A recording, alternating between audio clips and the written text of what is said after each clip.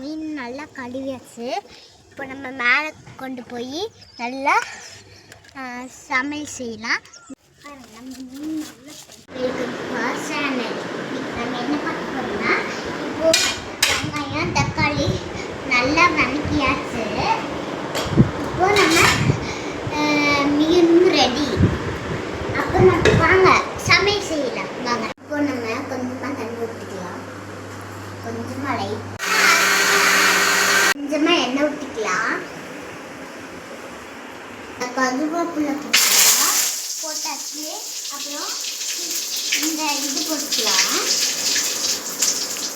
இப்போ நம்ம சாதம் ஊற்றிக்கலாம். நல்லா கொதிச்சிருச்சு. அப்புறம் நம்ம புளி ஊற்றிக்கலாம். அப்புறம் தண்ணியாட்டு புளி வருங்க. அப்புறம் நல்லா கழுவிக்கலாம்.